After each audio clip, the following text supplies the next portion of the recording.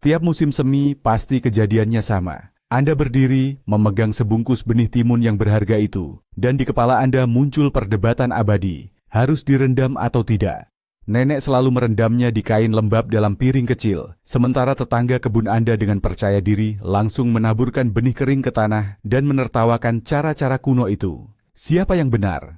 Internet penuh dengan saran yang saling bertentangan, dan rasanya tidak ada jawaban pasti untuk pertanyaan ini. Tapi, bagaimana jika saya beritahu Anda bahwa 95% penggemar kebun melakukan setidaknya satu kesalahan fatal dalam urusan yang terlihat sederhana ini? Kesalahan yang bisa menghilangkan separuh hasil panen mereka. Dalam video ini, kita tidak hanya akan membongkar mitosnya, tapi kita akan menuntaskan perdebatan ini. Saya akan tunjukkan kepada Anda kapan perendaman itu murni bencana dan kapan itu satu-satunya jalan menuju sukses. Dan di akhir video, Anda akan mendapatkan panduan sederhana dan jelas yang akan menghilangkan semua keraguan Anda untuk selamanya. Jadi, duduklah yang nyaman. Hari ini kita akan mengungkap rahasia utama benih timun. Ngomong-ngomong, Anda ada di kubu yang mana nih? Coba tulis sekarang juga di kolom komentar. Saya rendam atau saya tanam kering? Kita lihat mana yang lebih banyak. Sebelum kita menyelami lebih dalam pertarungan antara kubu basah dan kering, mari kita lihat sebentar ke inti dari timun masa depan kita, yaitu bijinya. Pada dasarnya, apa itu biji? Itu adalah organisme hidup kecil yang berada dalam kondisi tidur nyenyak, atau secara ilmiah disebut anabiosis. Di dalam cangkang keras itu, tersimpan, seperti di dalam brankas yang aman, embrio tanaman masa depan dan cadangan nutrisi untuk kebutuhan awal. Brankas ini, yaitu kulit biji, sangat kuat. Tugasnya adalah melindungi kehidupan yang tertidur itu dari dingin, kekeringan, kerusakan fisik, dan penyakit. Biji dapat berada dalam kondisi ini selama bertahun-tahun, dengan sabar menunggu momen yang sempurna untuk bangun. Dan sinyal utama untuk kebangkitan ini adalah air. Air memicu proses biokimia yang sangat kompleks. Enzim diaktifkan, nutrisi yang tersimpan diubah menjadi bentuk yang dapat diakses oleh embrio, dan benih mulai tumbuh, menembus cangkang pelindungnya. Memahami prinsip fundamental inilah, kita sampai pada pertanyaan utama kita. Perendaman pada dasarnya adalah penciptaan kondisi ideal secara buatan, sebuah kebangkitan paksa. Sedangkan menanam biji kering adalah bentuk kepercayaan pada alam, mengharapkan biji itu sendiri yang akan tahu kapan waktunya bangun setelah berada di dalam tanah. Kedua pendekatan ini sah, tetapi seperti dalam hal apapun, iblis selalu ada dalam detailnya. Baik, mari kita mulai dengan yang klasik, yaitu metode andalan para leluhur kita. Kenapa sih perendaman benih ini sampai jadi tradisi yang mengakar kuat? Alasannya simpel sekali. Dulu, benih yang dipakai itu bisa dibilang masih primitif atau alami. Mereka dikumpulkan langsung dari kebun sendiri, belum diolah dan seringkali memiliki kulit luar yang sangat tebal dan keras. Bagi benih seperti ini, memulai perkecambahan dalam kondisi kering di tanah, apalagi kalau cuaca sedang dingin dan kering, bisa menjadi tantangan berat. Proses alami untuk menyerap air dan membengkak bisa memakan waktu berminggu-minggu, bahkan gagal sama sekali. Nah, perendaman adalah cara untuk membantu benih tersebut. Air akan melunakkan kulit keras yang membandel itu, sehingga embrio di dalamnya jauh lebih mudah untuk pecah dan mulai tumbuh. Selain itu, ini juga merupakan cara yang efektif untuk menguji daya tumbuhnya. Buat apa membuang-buang lahan berharga di kebun dengan menanam benih-benih kosong atau yang tidak akan tumbuh? Benih direndam, dan setelah beberapa hari sudah jelas mana yang hidup. Yang sudah mulai pecah atau berkecambah itulah yang kita tanam, sementara yang diam saja langsung dibuang. Ini adalah teknik bertani yang sederhana dan sangat efisien pada masanya, menghemat waktu, tempat, dan tenaga. Metode ini mengakar kuat dalam benak para pekebun sebagai satu-satunya cara yang benar, karena selama puluhan tahun ia selalu memberikan hasil yang dapat diprediksi dan diandalkan. Ini lantas menjadi sinonim dari perhatian dan pendekatan yang tepat dalam menanam. Sekarang, mari kita beralih ke masa kini dan menyimak argumen dari para pendukung metode tanam kering, dry seeding. Jurus utama mereka, klaim bahwa alam sendirilah yang merancang semua ini. Dalam kondisi alami, tidak ada yang perlu menyemai mentimun dalam wadah kecil. Buah yang matang akan jatuh ke tanah, membusuk, dan biji-bijinya akan beristirahat di dalam tanah. Mereka melalui proses yang disebut stratifikasi alami dan akan mulai tumbuh hanya ketika kondisi optimal tercipta, yaitu kelembaban yang memadai dan suhu tanah yang hangat. Para pendukung metode ini berpendapat, dengan menanam biji kering, kita menciptakan lingkungan yang paling alami untuk benih tersebut. Benih tidak mengalami stres akibat pemindahan. Coba perhatikan apa yang terjadi saat kita merendamnya. Kita dengan hati-hati menumbuhkan akar putih yang mungil, lalu kita mengangkat makhluk rapuh ini dan memindahkannya ke dalam tanah. Sedikit saja gerakan yang kurang hati-hati, akarnya bisa patah. Selesai, tanaman bisa mati atau akan sakit dalam waktu yang lama. Sebaliknya, dalam metode tanam kering, akar langsung muncul di lingkungan tempat ia harus hidup. Sejak detik pertama, ia langsung beradaptasi dengan kepadatan dan komposisi tanah. Ia tumbuh ke arah yang benar, menguatkan diri, dan mulai mencari nutrisi. Tanaman semacam ini, menurut mereka, secara alami akan menjadi lebih kuat, lebih tangguh, dan lebih tahan terhadap segala tekanan, stres. Ia sendiri yang memilih momen terbaik untuk memulai pertumbuhannya, yang berarti ia memulai di bawah kondisi yang paling menguntungkan baginya. Coba kita intip isi bungkus benih yang baru kita beli. Apa yang sering kita temui? Benihnya tidak hanya berwarna coklat muda biasa, tapi malah hijau cerah, biru, atau jingga mencolok. Ini bukan varietas baru timun avatar. Loh, ini adalah benih yang sudah di-coating atau dipelet. Dan disinilah letak kesalahan pertama dan paling umum yang sering dilakukan. Benih jenis ini mutlak tidak boleh direndam. Bayangkan saja seperti memegang tablet obat dengan lapisan pelindung. Produsen sudah memikirkan semuanya. Mereka melapisi benih dengan formula khusus. Lapisan ini mengandung fungisida untuk melindungi dari penyakit jamur pada tahap awal, insektisida untuk menangkal hama tanah, serta paket lengkap unsur hara mikro dan zat perangsang tumbuh. Ini seperti ransum kering bagi astronot yang berisi semua kebutuhan penting untuk masa-masa awal yang paling kritis. Ketika benih ini dimasukkan ke dalam media tanam yang lembab, lapisannya akan larut perlahan, secara bertahap melepaskan semua zat bermanfaat dan memberikannya kepada kecambah. Jadi, apa yang terjadi jika kita malah merendamnya dalam air? Kita hanya akan mencuci bersih semua lapisan mahal dan bermanfaat itu langsung ke wastafel. Semua zat pelindung dan nutrisi akan larut dalam air dan tidak akan sampai ke tanaman. Dengan tangan kita sendiri, kita menghilangkan semua keunggulan benih yang padahal sudah kita bayar mahal. Karena itu, ingatlah baik-baik aturan emas ini. Jika Anda melihat benih yang berwarna, tanamlah selalu dalam kondisi kering. Oke, kita sudah bahas yang benih berwarna. Nah, bagaimana dengan benih biasa yang belum melalui proses perlakuan? Rasanya benih jenis ini pasti wajib direndam, kan? Tapi hati-hati, di sini ada jebakan, atau lebih tepatnya jebakan waktu. Kesalahan yang paling sering terjadi setelah merendam benih perlakuan adalah menenggelamkan benih yang biasa. Banyak pekebun berpikir begini, semakin lama benih terendam air, semakin banyak air yang terserap, dan akan semakin cepat berkecambah. Akhirnya, mereka merendamnya sampai sehari penuh, bahkan 2 hari. Dan ini adalah kesalahan fatal. Benih itu, sama seperti makhluk hidup lainnya, juga bernapas. Ya, betul. Bahkan saat kering, benih tetap memerlukan oksigen, meskipun hanya dalam jumlah mikroskopis. Dan ketika proses pembengkakan atau imbibisi dimulai, kebutuhan oksigennya meningkat drastis. Kalau benih benar-benar tenggelam dalam air untuk waktu yang lama, mereka tidak punya ruang untuk bernapas. Mereka akan tercekik dan mati. Waktu ideal untuk merendam benih mentimun yang biasa dan masih kering adalah maksimal 12 jam. Atau, yang lebih baik lagi, antara 6-8 jam. Dalam rentang waktu ini, benih sudah menyerap air yang cukup untuk memicu proses pertumbuhan, namun belum sempat kekurangan oksigen. Jika Anda ingin tidak hanya sekadar merendam, tapi memang berniat untuk menyemai hingga muncul akar, maka setelah 6-8 jam di air, benih harus segera diangkat. Lalu pindahkan ke kain lembab atau kapas basah, sambil tetap memastikan adanya sirkulasi udara. Selain itu, ada satu aspek penting lain yang tidak boleh kita lupakan, yaitu suhu.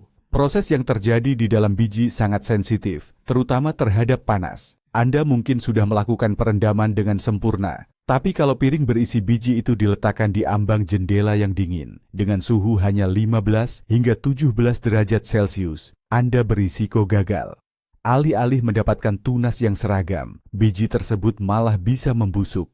Perlu diingat, timun adalah tanaman yang menyukai kehangatan atau termofilik. Benihnya akan terbangun atau bersemi paling optimal pada suhu 25 hingga 30 derajat Celcius. Dalam rentang suhu inilah enzim bekerja dengan efektivitas maksimal. Jadi, kalau Anda memutuskan untuk mulai menyemai, carikan tempat yang hangat untuk mereka. Ini bisa di dekat radiator, tapi jangan ditaruh langsung di atasnya, nanti bijinya malah matang. Anda juga bisa menaruhnya di atas lemari dapur yang biasanya lebih hangat, atau bahkan di atas router internet Anda. Beberapa orang kreatif bahkan menggunakan alas pemanas khusus untuk persemaian. Dengan menciptakan kondisi tropis seperti ini, Anda akan melihat akar-akar kecil muncul hanya dalam 2 hingga 3 hari saja. Namun, kalau suhunya dingin, proses ini bisa molor hingga seminggu, atau yang lebih parah, berakhir tragis, di mana biji akan berjamur sebelum sempat bertunas. Mari kita bahas soal air. Kedengarannya mudah, bukan? Tinggal tuang air dari keran, selesai. Tapi, ternyata ada triknya juga loh. Air yang berklorin dari saluran air kota bisa menghambat proses kehidupan pada benih. Klorin adalah disinfektan, dan jika konsentrasinya tinggi, ini sangat berbahaya bagi organisme yang masih rentan. Karena itu, yang paling baik adalah menggunakan air yang sudah diendapkan pada suhu ruangan. Atau, bahkan lebih bagus lagi, gunakan air lelehan atau air hujan. Konon, air jenis ini memiliki struktur khusus dan berfungsi sebagai biostimulan alami. Untuk menyiapkan air lelehan di rumah, Anda bisa membekukan air yang sudah diendapkan di dalam botol plastik, lalu biarkan mencair kembali pada suhu kamar. Banyak pekebun rumahan yang melangkah lebih jauh. Mereka menambahkan berbagai stimulan ke dalam air. Ini bisa berupa cairan lidah buaya, yang merupakan antiseptik alami sekaligus stimulan pertumbuhan yang hebat, atau produk khusus seperti epin atau zirkon. Stimulan ini membantu benih agar lebih mudah melewati stres, meningkatkan daya kecambahnya, dan membangun imunitas di masa depan. Poin utamanya adalah, ikuti petunjuk penggunaan pada kemasan secara ketat. Jangan sampai melebihi konsentrasi dosis, agar niatnya memberi manfaat tidak malah menimbulkan kerusakan. Sebelum merendam benih, para pekebun berpengalaman biasanya melakukan satu prosedur penting lagi, yaitu kalibrasi atau penyortiran. Mengapa ini penting? Benih dalam satu kemasan bisa saja memiliki kualitas yang berbeda-beda. Ada benih yang besar dan berisi, ini adalah benih unggul atau kelas elit. Benih ini kemungkinan besar akan menghasilkan tanaman yang paling kuat dan berbuah lebat. Lalu, ada benih yang kecil, kempis, atau bahkan kosong. Ini adalah benih pecundang yang kemungkinan besar tidak akan tumbuh sama sekali, atau hanya menghasilkan tunas yang lemah dan rapuh. Untuk memisahkan benih yang baik dari yang buruk, kita akan merendam benih-benih ini dalam larutan garam. Cara membuatnya mudah. Campurkan 1 sendok teh garam dapur ke dalam segelas air. Tuangkan benih ke dalam larutan tersebut dan aduk. Setelah 5-10 menit, Anda akan melihat hasilnya.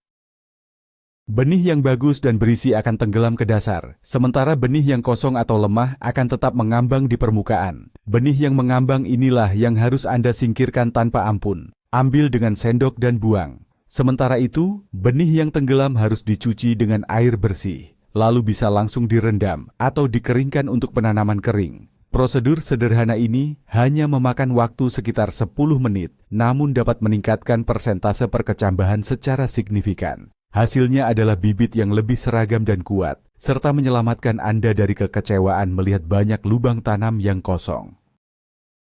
Ada satu lagi metode kuno namun sangat ampuh dalam mempersiapkan benih, yaitu sterilisasi atau disinfeksi. Ini terutama penting jika Anda menggunakan benih hasil panen sendiri. Di permukaan benih tersebut bisa saja tersisa patogen penyebab berbagai penyakit jamur dan bakteri, seperti misalnya fusarium atau bakteri. Untuk mengamankan tanaman masa depan, benih harus diberi perlakuan khusus sebelum direndam. Cara klasik adalah merendam benih selama 20 hingga 30 menit dalam larutan kalium permanganat, pK 1%. Pastikan larutan berwarna merah muda gelap, bukan ungu. Setelah proses ini, benih wajib dibilas menggunakan air bersih. Metode yang lebih modern dan lebih lembut adalah menggunakan biofungisida, seperti contohnya fitosporin. Benih dapat direndam dalam larutan ini selama 1 hingga 2 jam. Perlakuan ini tidak hanya mematikan mikroflora patogen, tetapi juga mengisi permukaan benih dengan bakteri baik yang akan melindungi tanaman saat tumbuh nanti. Penting untuk diingat, benih yang sudah coated atau berpelapis warna tidak perlu lagi disterilkan. Produsen benih biasanya sudah melakukan langkah ini untuk Anda. Prosedur disinfeksi ini hanya diperlukan untuk benih biasa yang belum diolah, terutama jika Anda meragukan asal-usulnya. Mari kita bahas kapan metode penanaman benih kering, dry seeding, menjadi pilihan yang paling tepat. Kapan metode ini bukan hanya mungkin, tapi justru lebih dianjurkan. Pertama, ini berlaku saat Anda menggunakan benih yang berkualitas, segar, dan yang paling penting, sudah diberi perlakuan khusus, treatment oleh produsen. Seperti yang sudah kita ketahui, merendam benih jenis ini justru bisa berdampak buruk.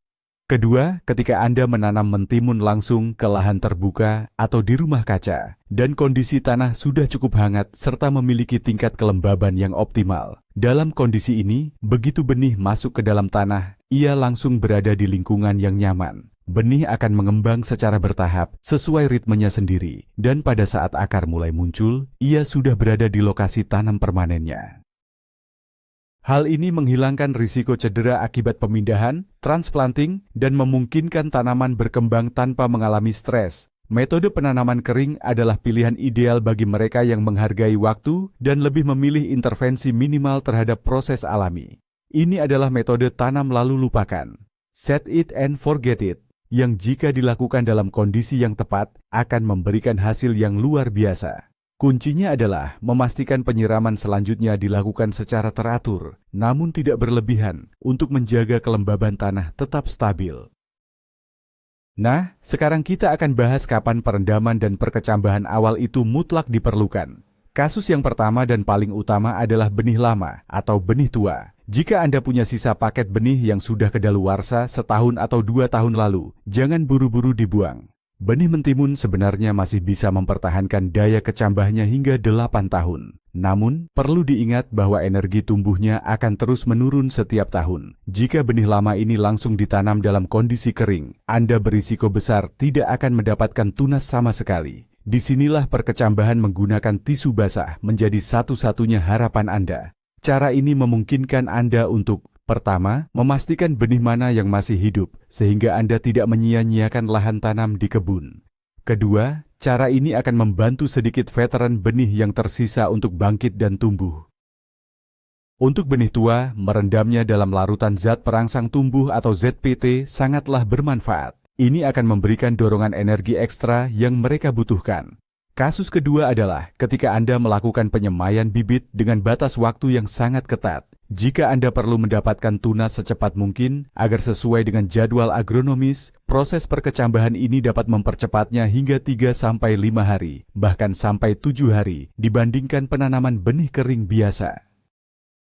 Mari kita bedah langkah demi langkah mengenai ritual ideal untuk menyemai benih, khususnya bagi benih-benih yang memang memerlukannya. Langkah pertama, kalibrasi menggunakan larutan garam, seperti yang sudah kita bahas sebelumnya. Pilih hanya benih yang tenggelam, karena itu adalah benih yang paling berisi dan bernas. Langkah kedua, disinfeksi atau sterilisasi. Rendam benih selama 20 menit dalam larutan kalium permanganat atau biarkan beberapa jam dalam larutan fitosporin. Setelah itu, bilas hingga bersih dengan air jernih.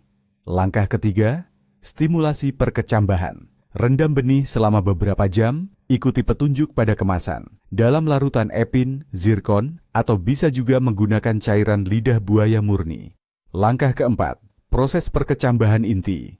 Siapkan wadah dangkal, misalnya kotak plastik berpenutup. Lapisi bagian dasar wadah dengan beberapa lapis tisu toilet, kapas, atau kain katun. Basahi media alas tersebut hingga lembab merata, namun jangan sampai ada genangan air. Susun benih dengan jarak yang cukup agar akarnya tidak saling melilit saat tumbuh. Tutup kembali benih dengan satu lapis kain lembab atau kapas. Tutup wadah dengan penutupnya, jangan terlalu rapat atau kedap udara. Atau masukkan wadah ke dalam kantong plastik untuk menciptakan efek rumah kaca. Dan langkah kelima, letakkan inkubator benih ini di tempat yang hangat dengan suhu antara 25 hingga 30 derajat Celcius. Tunggu hingga munculnya akar-akar kecil berwarna putih.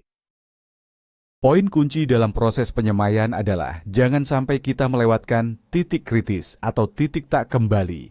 Apa yang saya maksud? Fase paling ideal untuk menanam benih yang sudah berkecambah adalah ketika akar kecilnya baru saja muncul dan panjangnya hanya 1 atau 2 mm. Akarnya ini terlihat seperti titik putih yang sangat kecil. Pada fase ini, akarnya masih cukup kuat dan belum sempat menancap atau menempel pada media kain atau kapas yang digunakan. Namun, jika Anda melewatkan waktu ini dan akar sudah tumbuh hingga 1 cm atau lebih, proses penanaman akan berubah menjadi pekerjaan yang sangat rumit dan teliti. Akar yang panjang akan menjadi sangat rapuh dan mudah patah. Selain itu, akar-akar ini bisa saling melilit atau menempel kuat pada media semai, dan upaya untuk memisahkannya bisa menyebabkan kerusakan permanen. Oleh karena itu, begitu Anda memulai proses perkecambahan, periksa benih setidaknya 2 kali sehari. Begitu Anda melihat kait atau akar kecil pertama muncul, segera lakukan penanaman. Benih seperti ini harus ditanam dengan kehati-hatian maksimal. Masukkan ke dalam lubang yang sudah disiapkan dan dilembabkan sebelumnya, dengan posisi akar menghadap ke bawah atau miring. Terakhir, tutup dengan tanah secara sangat hati-hati. Pastikan tanah tidak dipadatkan. Ada satu lagi metode menarik yang posisinya berada di tengah-tengah antara perendaman biasa dan penyemaian kering. Metode ini dikenal sebagai barbotase atau aerasi. Kedengarannya rumit, tapi sebenarnya prosesnya sangat sederhana. Ini adalah perlakuan benih di dalam air yang diperkaya dengan oksigen. Untuk melakukan metode ini, Anda hanya membutuhkan wadah, seperti toples, air, dan kompresor udara akuarium. Cara kerjanya, benih dimasukkan ke dalam wadah berisi air. Kemudian, diffuser, batu aerator, dari kompresor dicelupkan ke dalamnya, lalu kompresor pun dinyalakan. Gelembung-gelembung udara yang dihasilkan akan secara konstan mengaduk benih sambil terus memasok oksigen ke dalam air. Proses ini menyelesaikan 2 masalah sekaligus. Benih akan menyerap kelembapan secara aktif, namun mereka tidak akan mengalami kekurangan oksigen, seperti yang sering terjadi pada metode perendaman konvensional. Selain itu, aliran gelembung udara juga menciptakan efek pijatan mikro yang berfungsi untuk mencuci permukaan benih dari zat penghambat pertumbuhan, yaitu zat yang biasanya memperlambat proses perkecambahan. Barbotase umumnya dilakukan selama 18 hingga 24 jam. Setelah perlakuan ini, benih akan menunjukkan energi perkecambahan yang fenomenal dan menghasilkan bibit yang sangat seragam dan kuat.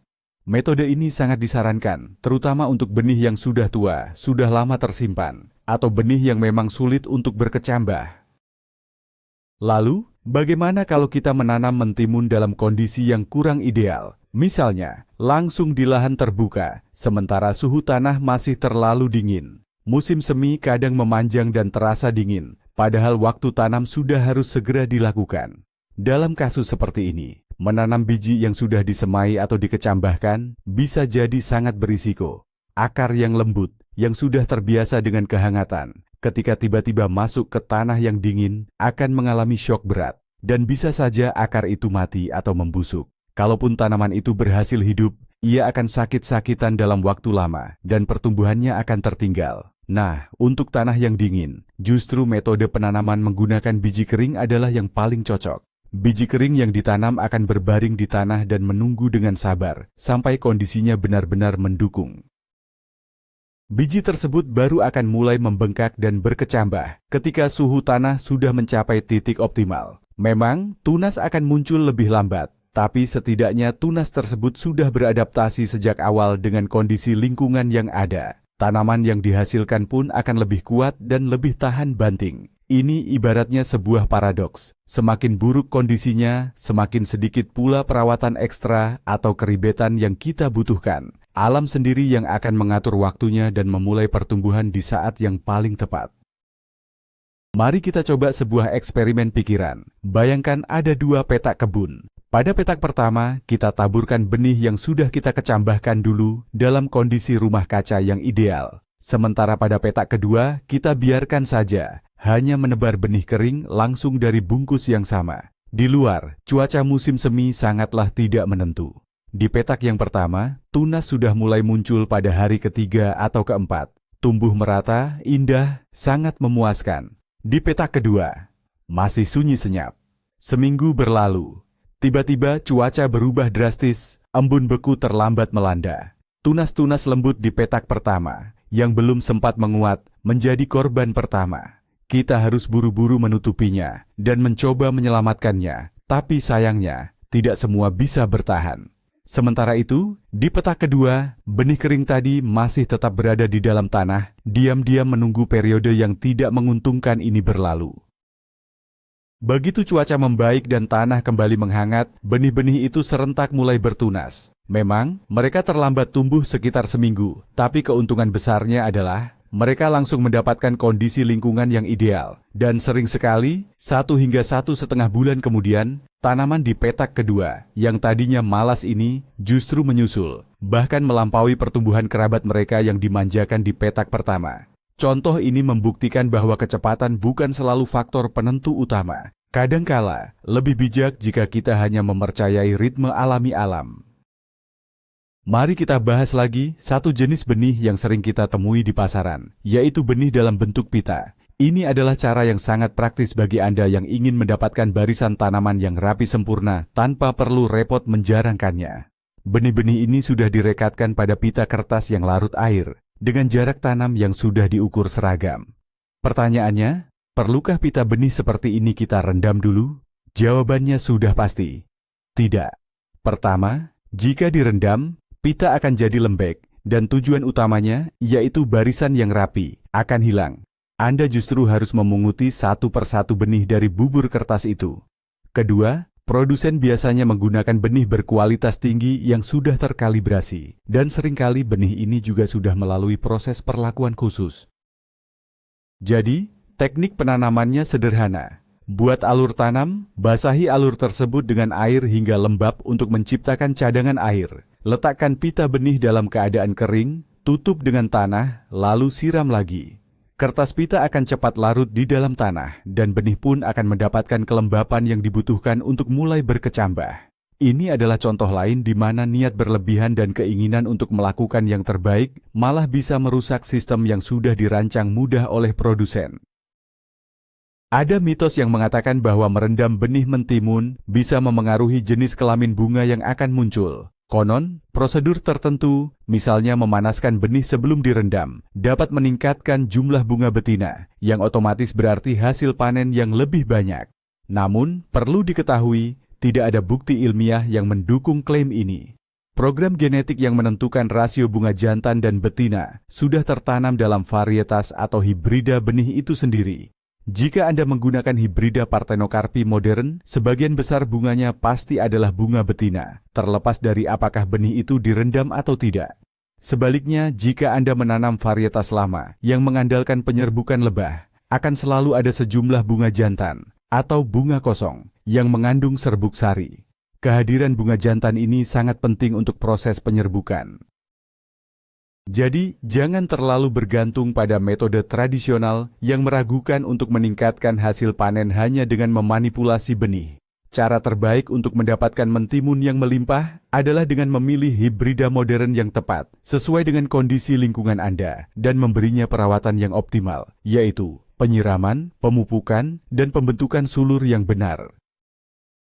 Kesalahan umum lain yang berkaitan dengan penyiraman adalah menyiram lubang tanam setelah benih dimasukkan. Banyak pekebun melakukan ini. Mereka membuat lubang kering, memasukkan benih, baik kering maupun yang sudah dikecambahkan, lalu menyiramnya dengan deras dari atas menggunakan gembor. Cara ini pada dasarnya salah besar. Aliran air yang kuat dapat, pertama, menenggelamkan benih terlalu dalam, sehingga sulit bagi kecambah untuk menembus ke permukaan.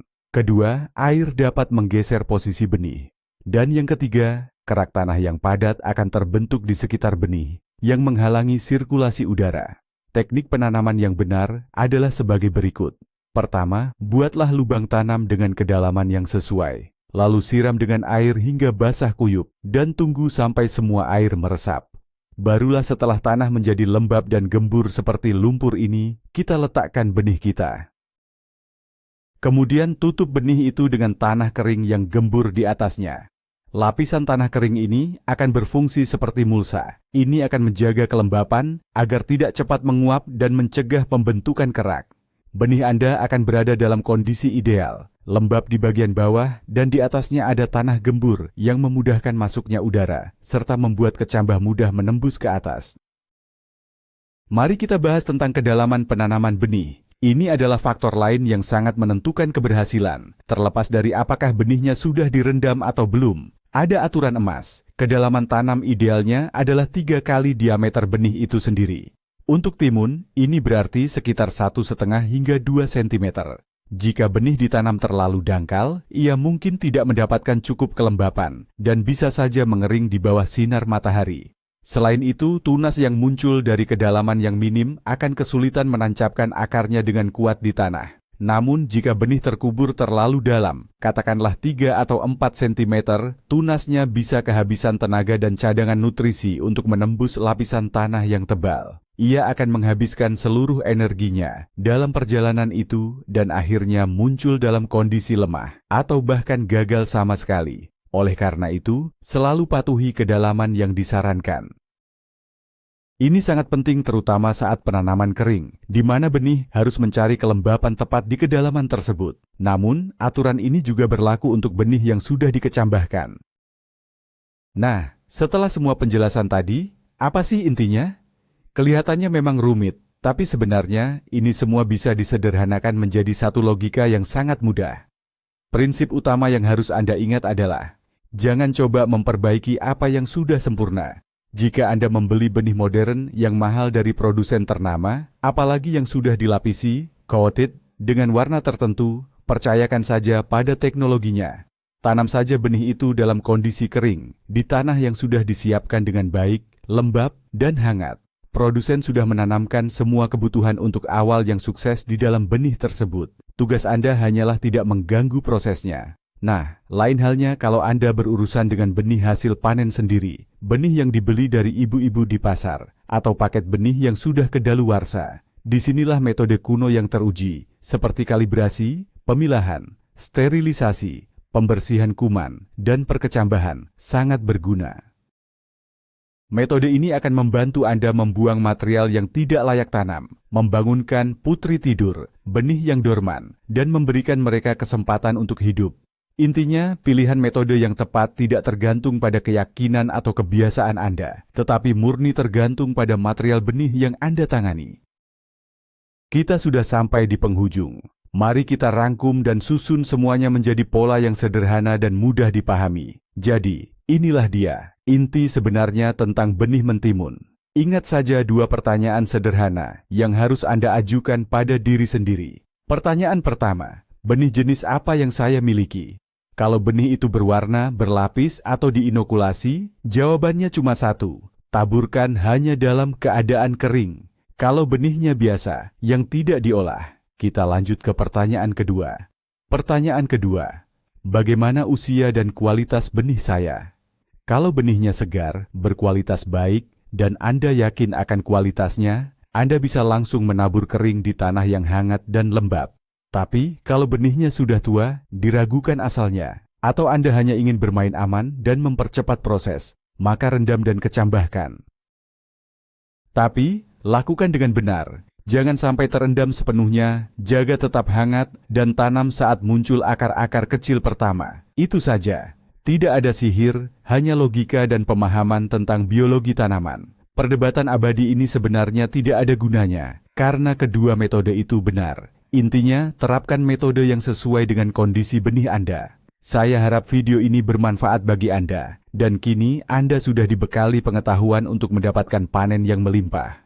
Terima kasih sudah menonton sampai habis. Pastikan Anda subscribe ke channel ini agar tidak ketinggalan rahasia berkebun lainnya. Beri like pada video ini, itu adalah penghargaan terbaik untuk kerja keras kami. Dan sekarang pertanyaan utama untuk Anda, terutama setelah menonton ini. Apakah pandangan Anda berubah?